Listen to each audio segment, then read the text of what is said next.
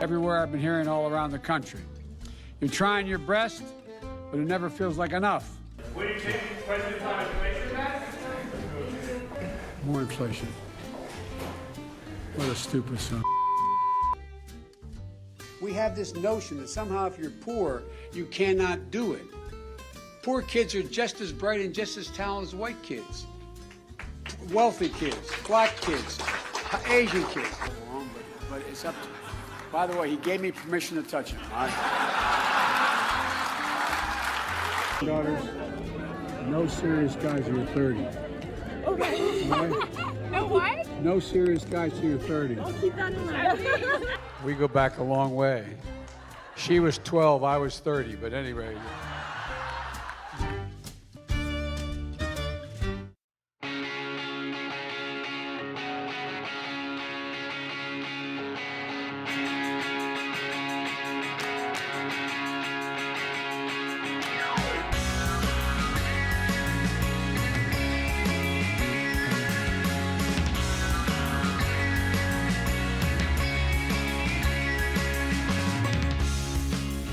I'm here all alone, there's no one here beside me, but you gotta have friends. Stop singing. Okay, I'm alone. Guys, I am alone today. I don't know how I feel about it. This is the second episode where Taylor will not be here. She is back home right now, and I just want to apologize.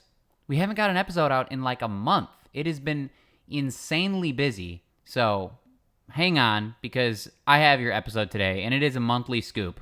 Missed the mid-episode for the month. We will have that in the middle of this month, but hang on. We got a lot to talk about today because it is your May monthly scoop.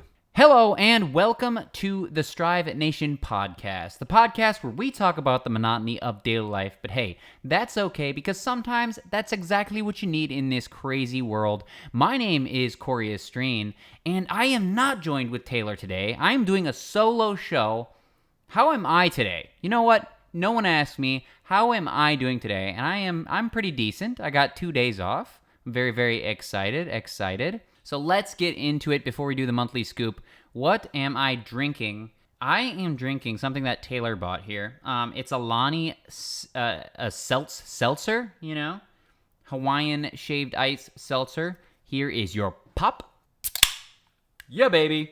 Cool. Let's see how this tastes. It's actually quite refreshing.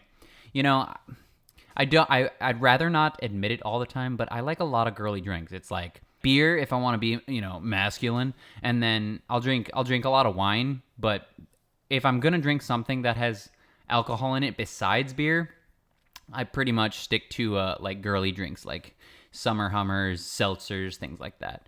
But hey, don't be hating. It's pretty good. It's not bad. I like it. It's Hawaiian shaved ice. I don't even know what flavor this is. It just says real fruit juice on the top. All right, pause the show. Go get yourself a Beveragino.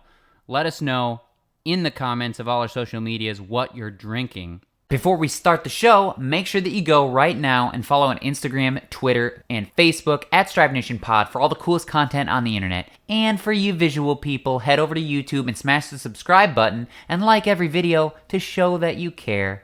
But first, upvotes and downvotes. Just me this week, so what is my upvote? My upvote is that I'm feeling refreshed. I have been working out on my days off. I can't really work out during the week when when I'm working. I work really, really hard at work, and my job is extremely physical, so I don't get to work out as much as I'd like because I also work until sometimes 9, 10, 11 o'clock at night. So I'm pretty much exhausted, and I can't work out before I go to work because then I'm too tired to actually work at work. So it's a problem. If I had something more like an 8 to 5, 9 to 5 stable job, I'd work out every day after work. But it's not something I can really do. So I stick to, you know, running and lifting weights on my days off. But it's so nice, like feeling refreshed. Y'all feel refreshed after working out, going on a run, running outside. I feel absolutely refreshed, and I just worked out. So let's go. What is my downvote? My downvote this week is that I had the option to capitalize like on some crazy crypto gains, but I didn't take it. Now, there's this cool new project that launched a crypto meme token called When, associated with the When Moon, When Lambo, famous meme in crypto, When. And they launched a token, and I'm super bullish on the token, launching a lot of cool tech. Right after launch, I got in right after the token dropped. Got in for a really great price, and it 9 to 10x'd my original buy price. And I didn't sell. I didn't sell because I believe in the team, believe in the project. So we're going to ride this for the long haul. But it's a downvote that I didn't sell. I could have made, for example, off of $900, I could have made like $8,000, and I didn't sell. No problem. There, you win some, you lose some. So that is my downvote for this week. Okay, are you guys ready for the May monthly scoop? There is a lot of stuff going on in May. There was a lot of stuff. We didn't have an episode in the middle of the month. We've been trying to get this really cool episode based on like a masculinity, femininity coming out and focus a little bit on Taylor and I's relationship, but we just haven't had the time. We have been so freaking busy. I've been working opposite shifts, and she's literally gone every weekend right now. She's been flying to different places. Her work has been crazy. So yeah, it's just been a real difficult time to get these episodes out, but we aren't going anywhere. Trust me, we're not going anywhere. We're gonna keep doing the podcast no matter what. But yeah, sorry I haven't uploaded on Instagram. Sorry I haven't uploaded on posted on Facebook. Just keep checking in when the episodes go live, and there's gonna be something there eventually. It's just taking hard to get to that schedule, that Wednesday schedule upload. So, but let's get into it.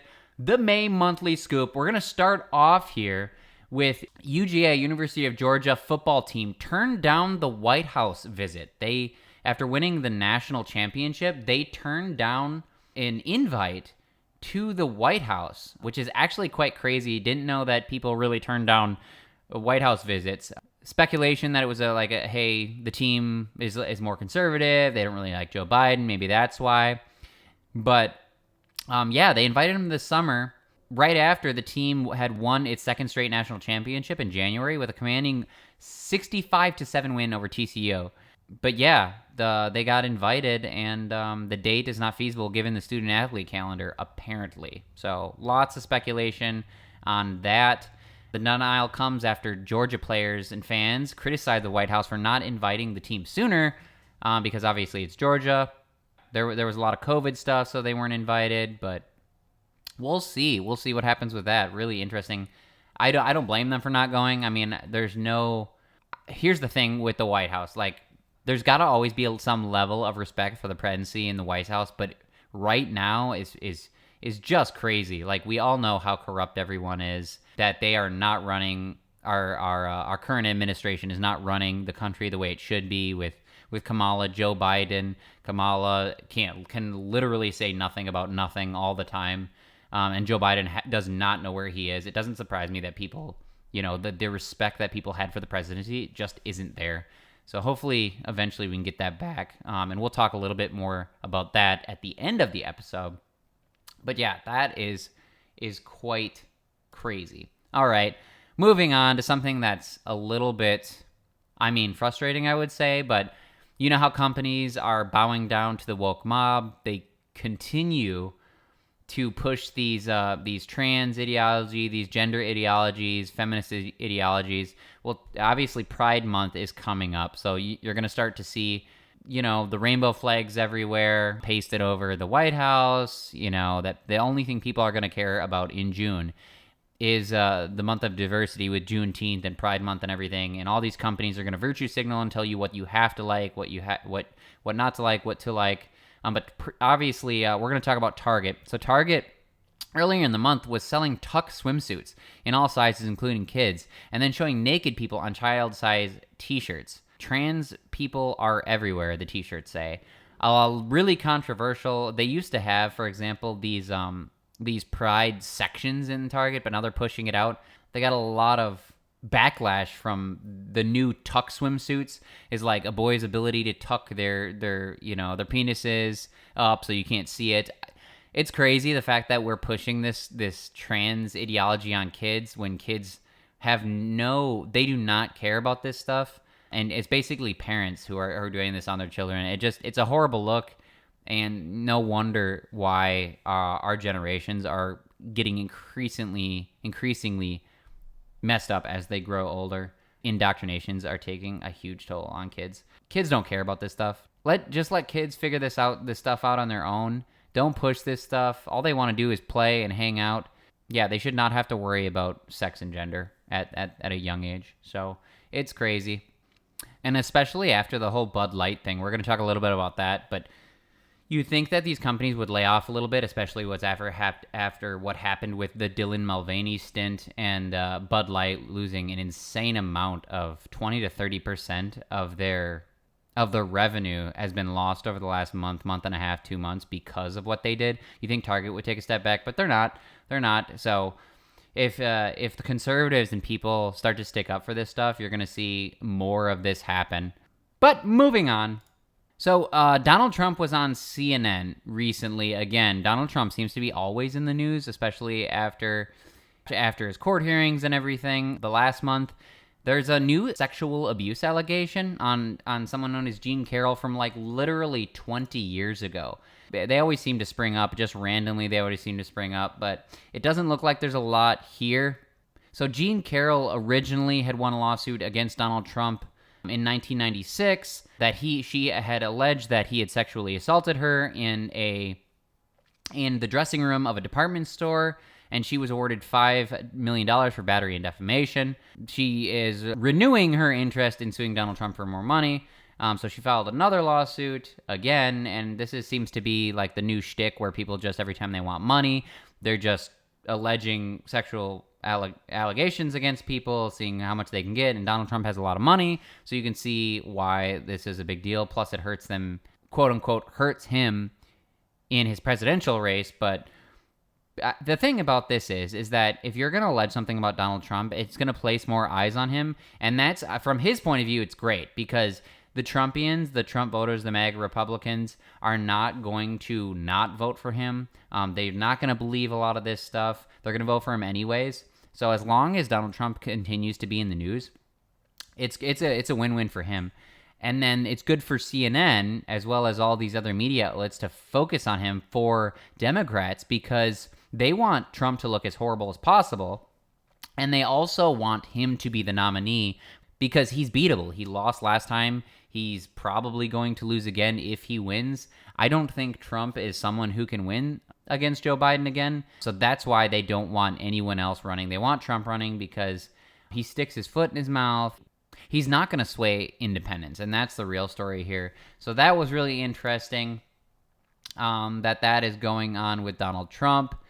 But moving on, enough about Donald Trump. The University of Colorado said that people should be addressing everyone as they, them. Now, this is kind of crazy because colleges over the last 20 to 30 years have been indoctrinating people into these kind of woke ideologies, and Colorado's jumping on that bandwagon. Colorado's top public university, according to the Washington Free Beacon, says that people should address new acquaintances as transgender until otherwise instructed, and that ignoring someone's pronouns is an act of violence. This goes along with safe spaces, everything that we talk about on the intersectional hierarchy. Intersectional hierarchy. If you're gay, you're going to be high up there. If you're trans, you're high up there. If you're black, you're high up there. Anyone of a minority, basically people like me, white and male, are basically on the bottom of the spectrum. But yeah, Colorado is pushing this stuff. They say that sometimes people just don't want to share their pronouns, and that's fine. Usually it's safe to use they, them, theirs unless that person tells you otherwise. It's never safe to assume someone's gender, and living a life where people naturally assume the correct pronouns for you is a privilege that not everyone experiences. So yeah, they're pushing this stuff, guys. They're gonna keep pushing this. The university recognizes that misgendering people, whether intentionally or not, can cause harm and feelings of disrespect and exclusion. Here's the thing about some of this, guys, is people are not entitled to your respect, okay?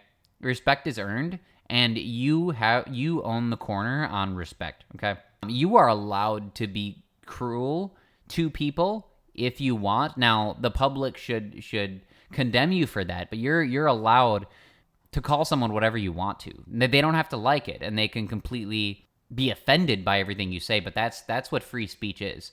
as long as you're not harassing them, you're allowed to say and address people as you seem fit. Now, they don't obviously have to stand around and take it, but if someone, for example, goes by pronoun Z, whatever that means, Z, if you don't announce them by Z, and for them to basically even legislatively force you to say Z, that goes against free speech.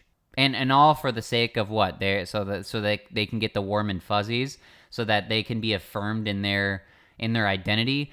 The thing that I don't understand is why are these people, why do they require your affirmation as someone who they do not know, right? And obviously they don't respect you because they're forcing you to do something that goes against free speech, right? Because ideally, if you respected them, you're going to use Z because you respect them, right? But they're forcing this on people that don't even know you. It's so crazy, the fact that, and ultimately them forcing you to use specific pronouns isn't going to affirm their identity at all, because ultimately it's a deeper down issue than that. The fact that in order to feel comfortable, in order to feel affirmed, in order to feel like that their identity is cemented in some way, that they need this random person to affirm them, is a psychological and mental problem. It's an issue, right? It's a baggage issue. I don't run around forcing people to address me specific ways, especially people that I don't care. If they don't want to, that's fine. If they do, that's fine too. And I can choose to like it or not like it, but I don't corner the market on how people respect me. They can respect me based on my personality. They can respect me based on my belief systems, but I don't corner that, and I can't force people, and I'm certainly not going to jail people because of that. They talk about how ZE is pronounced like Americans pronounce the letter Z, like ZEE, and HIR is pronounced like here, and HIRS is similar, but there's an S on it. It's so ridiculous, guys. I can't wait until this stuff starts to fall apart, and it's crazy how I went to college. I didn't have to deal with any of this. I graduated in 2013. And this started sprouting up, around 2015, 2016, and now it seems to have gone haywire. Man, the psychological trauma that people are going through right now is going to have an insane dastardly effect in the future at colleges. Like, I would not be sending your kids to college, to be honest with you. Like, this stuff is completely ruining, like, some of the norms we know to be true in American society. It is completely changing children when they go into college and then coming out. Their parents, their families have no idea who these people are. So it's no good. I mean, obviously we talk about it a lot. Most colleges are extremely, extremely leftist and liberal these days. Liberal's not a problem. Leftist is a problem. But yeah, not good. Moving on is talking about a little bit about migrants overloading the U.S. Title 42 has ended. Yeah, guys, there is now literally 10,000 interactions per day of illegal immigrants trying to come over the border right now. As opposed to when Trump was running back in 2016, 2019, there was approximately 700 a day. Over 10,000 a day, especially now that Title 42 has ended. And what Title 42, for people who don't know what that is, there was coronavirus restrictions on asylum seekers and how many people were allowed to come over the border based on COVID, which obviously that type of legislation restricted people coming over, which kind of helped our borders a little bit. But now that those restrictions have ended, it's going to end that curb on migration. So all these people are just rushing over as quickly as possible. And now you're seeing basically like all these Republicans and not even just Republicans, but you're seeing like Ron DeSantis of Florida, as well as Katie Hobbs even of Arizona, have continued the practice of busing, which is basically taking these migrants and shipping them off to different parts of the country to alleviate the stress on those communities, like near where the border crossings are happening. They're shipping these places to where these what they call them, dreamers and illegal immigrants, where they would like to go, and they're shipping them to Democrat-run cities and asylum cities, which is putting crazy stress on these already high-populated areas. And these Democrats are not having it, It's particularly desperate in New York, where more than 41,000 illegal immigrants are relying on these city services, and they just don't have the services to support them. So Democrats in these cities are starting to understand why it's a problem that we're just allowing all these people to come in. I know they want to look as, hey, everyone can come into our country, everyone deserves freedom, everyone. The problem is that in reality it's unsustainable. At some level it's unsustainable. We used to talk about how many millions of people were polled. If they could come into the United States, how many would there be? And I think it's something like 175 million people would come to the United States from other countries if they were just straight up allowed. And that's absolutely crazy. So yeah, Title 42 ends of it. Now it's Joe Biden and company are sending more people to the border to help with the influx of people that are coming. They're straight up giving people iPhones and iPads so that they can find out when their immigration hearings are. It's a complete mess. And that's what we're paying for, guys. As taxpayers, that is what we are paying for to help or not help this crisis at the border. It's definitely something to think about during 2024 in the next election is how are we going to stem this issue? Cannot have and just this unending influx of illegal people living in the United States because we're paying for that. So yeah, it is crazy. It is absolutely crazy. Moving on to some more random New York, I guess, news. A New York bill outlawed discrimination against fat people. Yeah. So they say that fat people are a protected class because fatness is an immutable characteristic.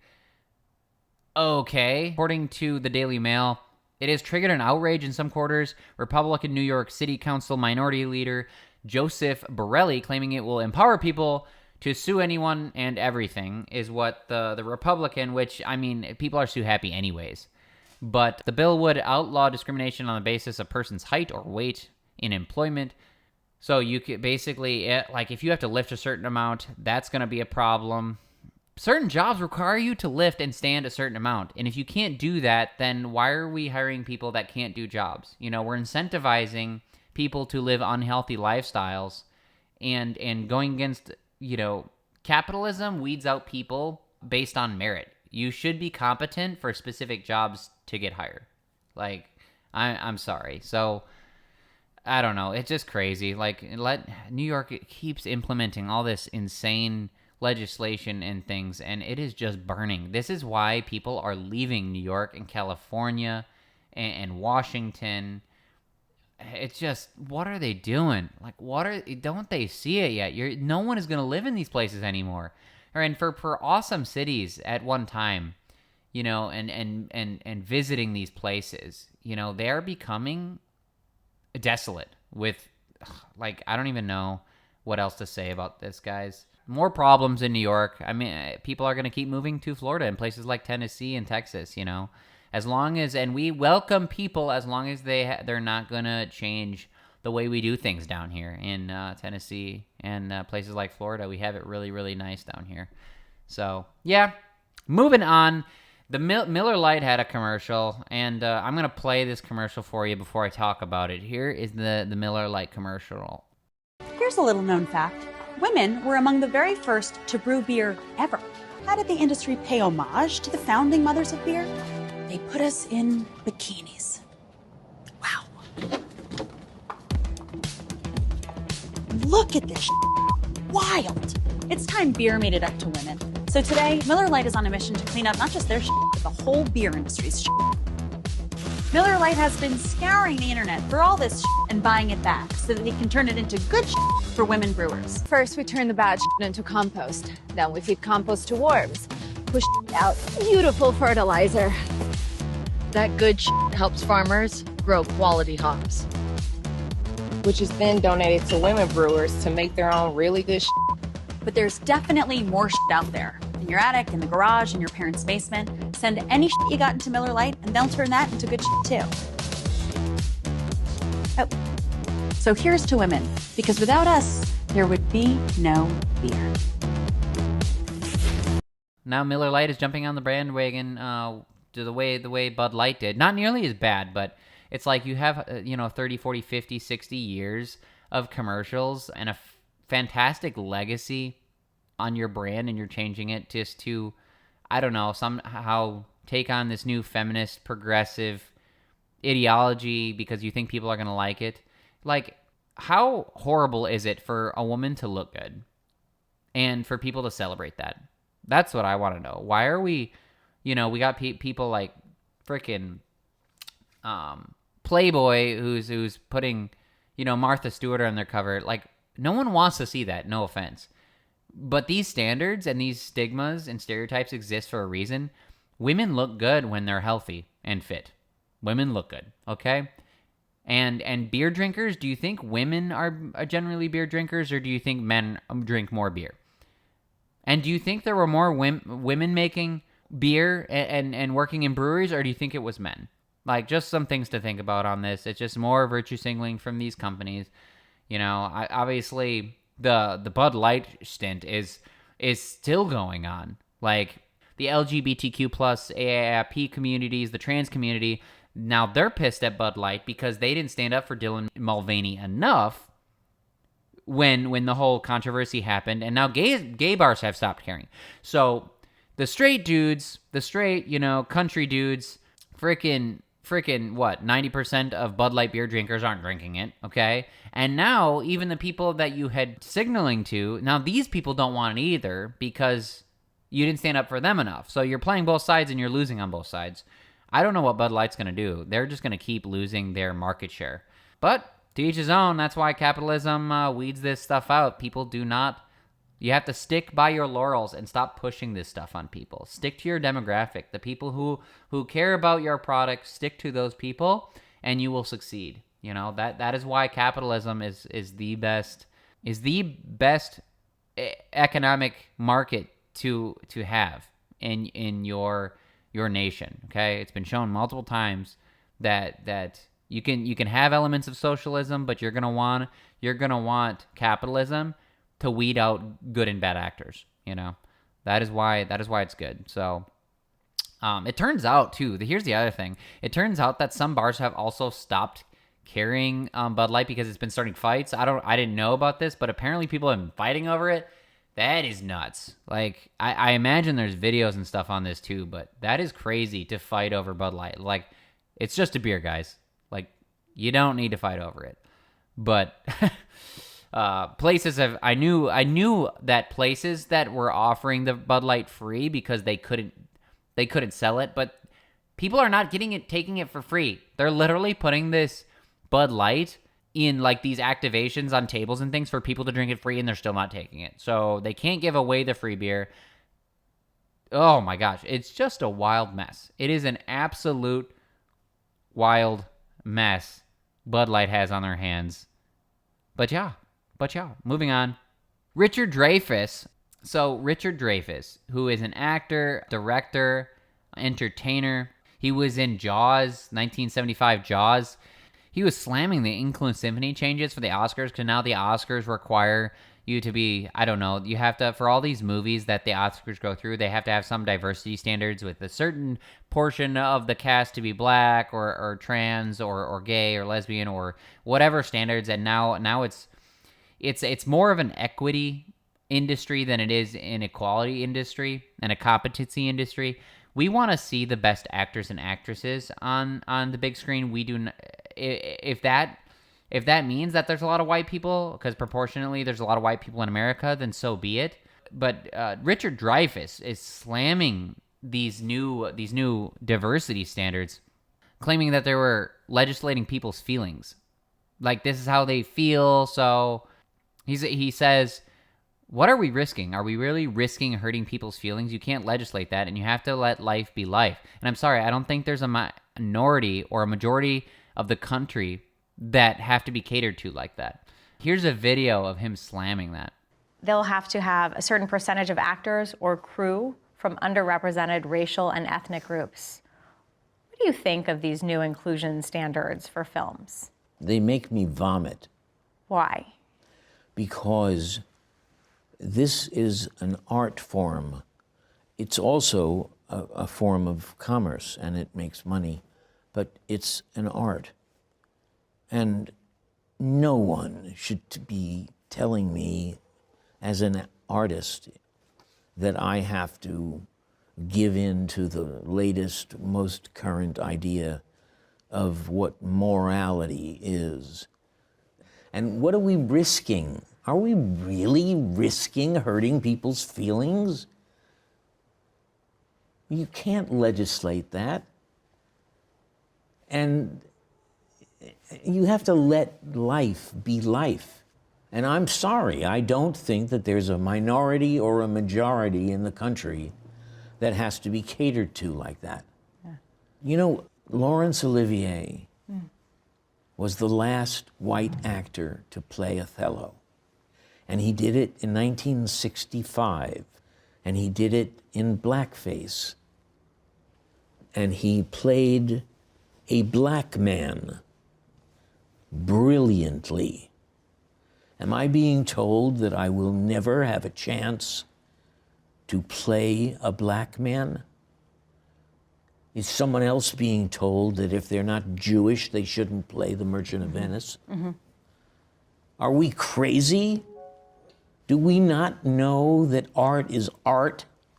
But yeah, I mean, I completely agree with them. People are waking up. Even Tom Hanks has said things. Steven Spielberg has said things. These equity standards and diversity and inclusion standards are starting to infringe on the art itself. And they're starting to wake up a little bit. I mean, they're still extremely leftist and they want a virtue signal and all that. But some of these people are starting to wake up.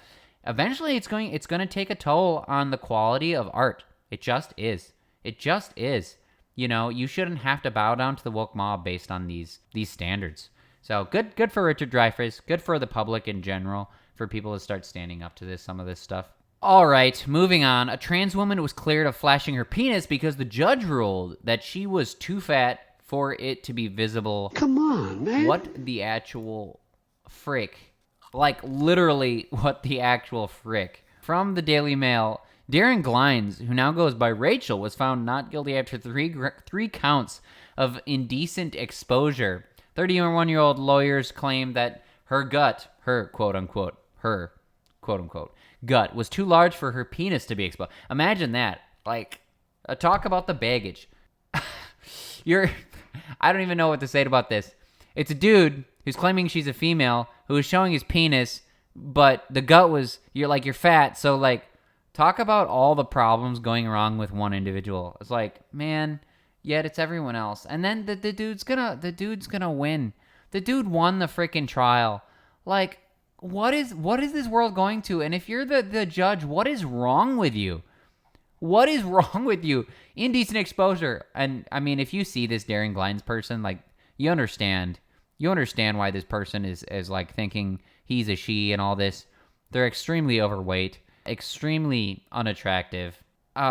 Just, why are you showing your penis to females in the locker room? Like, no wonder you're getting sued. You got to get out of there. Like, we can't be having these people in women's locker rooms. But yeah, it's crazy. Yeah, horrible loss for humanity here.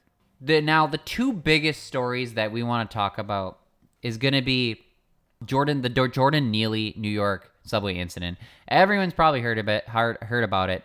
Jordan Neely, a frequent subway attendee, apparently was threatening people and getting extremely aggressive on the subway system, as per usual for this individual. Daniel Penny, a 24-year-old in the Navy, intervened when Jordan was apparently threatening these people. He put Neely in a submission hold, not a chokehold. There is a difference. Until he passed out, so he wouldn't bother anyone. Daniel Penny then rolled Neely onto his side, which is a recovery position. He then stayed for the police to show up to make sure he was okay. Jordan Neely actually died from that. Daniel Penny has been criminally charged for it. And now there's this big hoorah. Obviously, New York, the New York governor talking about how this is not who New York is. They do not agree with this. Everyone's condemning Daniel Penny because the narrative is that it's a black man, it's a white man who put him in a chokehold. The problem is like, when are we going to get real about this stuff? You know, you talk about Jacob Blake, you talk about, George Floyd. Why are we celebrating people who commit acts of violence, who commit crime, and we are celebrating them and recognizing them as great individuals? Because Jordan Neely, He had several previous accounts of drugs and abuse, several accounts of being aggressive on the subway. He was also submitted to a mental health facility and left after a week.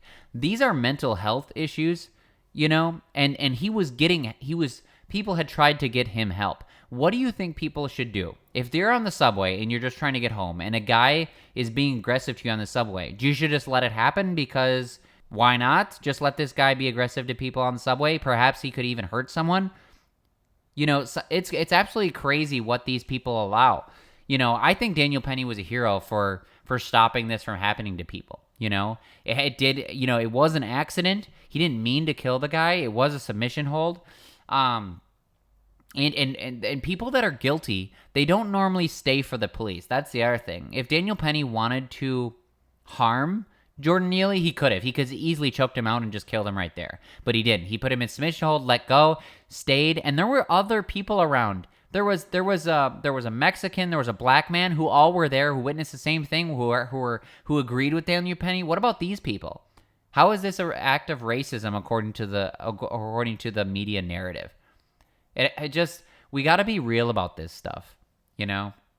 In any other situation, imagine if Jordan Neely was put in Daniel Penny's situation. Daniel Penny, let's say he was being aggressive, you know, and threatening violence to subway goers, okay? And then Jordan Neely comes out, puts Daniel Penny in a submission hold, okay? Jordan Neely would have been recognized as a hero because he's black, but the reverse isn't the same here. It's just the double standard is starting to show up for people. And we have to recognize the facts and the reality of the situation as we see it now, because this whole narrative pushing, it's got to stop, guys. It has absolutely got to stop. We'll have more news on the situation as it goes on. The only thing the media was talking about when it comes to Jordan Neely is that he used to dance on the subway like Michael Jackson. That is the only thing they care about. All the news care about, all the photographers, that's all they care about is putting Jordan Neely on a pedestal like they did Jacob Blake, you know, and they did George Floyd. It's just shining a light on the truth, guys. Shining a light on the truth. The last story here, Ron DeSantis is running for president. That's exactly what we all wanted to hear. We've been waiting for it. It is happening. He decided to go on Twitter with Elon Musk and launch it on a Twitter space. And for those who don't know what Twitter space it is, it's basically this audio platform on this audio, you know, application on Twitter where you can get a huge room of people to listen to some speakers talk. There is no video. It's not supposed to have video. And it's that, you know, Twitter is considered the new free speech platform after Elon Musk has taken it over and got rid of all the bad actors and a lot of the people that were running it. It's cool to see DeSantis using a different platform and a different method to launch his presidency announcement. It didn't go well. Twitter on the back end, on the technological end, failed. Got rugged, as we say on Twitter. Broke down. I can show you what that sounds like here. Obviously, Elon Musk and team should have been more prepared for this. This is a part of the Twitter infrastructure, the Twitter Spaces infrastructure. That's a technological problem. It wasn't ready for the bandwidth, for the sheer number of people that were on there. Apparently 300,000 concurrent listeners and 5 million people had joined the actual space, or was it 3.4 million listeners, I should say, joined the space. I commend DeSantis for trying something new. The thing is like for real though, it's like I'm gonna vote DeSantis no matter what. Like it's not a question. I think a lot of people are in the same boat. They just waited for him to announce. I don't need to listen to his announcement or be there for his announcement to vote for that guy. I think a lot of Republicans are in the same boat. But yeah, he's been technically paving the way for a very long time as it is. I think he has a great chance to be our next president. Trump took some time to bash Ron DeSantis on Truth Social. I still don't know why that guy's not back on Twitter now that Elon Musk runs it, but he has like some insane 80 million or so followers. I don't know why he wouldn't utilize that, but I guess he's on Truth Social, still doing his Truth Social deal. But yeah, just the same old shit from Donald Trump. saying Ron DeSantis, or I guess I should say Rob DeSantis, is disloyal to Trump. I don't know where he gets this. I don't think you have to demonstrate loyalty. If you want to run for the presidency, run for presidency. Like, the fact that Trump's running means other people shouldn't. No offense, but no one wants Trump to run anymore, except the hardcore Trump MAGA Republicans. Those are the only people that want him to run again. I would vote for him if he was the nominee, but that's only because I won't vote Joe Biden. If there was anyone else, I'd vote for anyone else other than Donald Trump. He's got this also, they put on this weird, like, soundbite of, like, Ron DeSantis.